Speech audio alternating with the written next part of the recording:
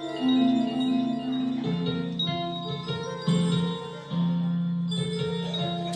Channel subscribe చేసుకోవడానికి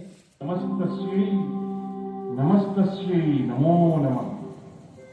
పవిత్రం చరితం యస్యాః పవిత్రం జీవనం తత్వ పవిత్రతా స్వరూపిణ్యై తస్యై కుర్మో నమో నమః.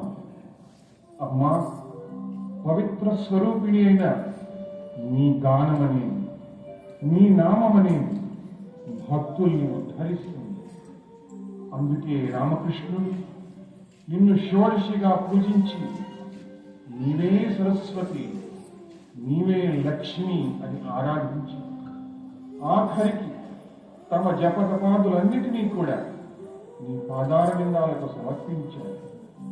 సమర్పించి సర్వమంగళ మాంగళ్యే శివే సర్వార్థ సాధికే శరణ్యే త్ర్యంబకే దేవి నారాయణి నమోస్తుతే అని స్తుతించారు.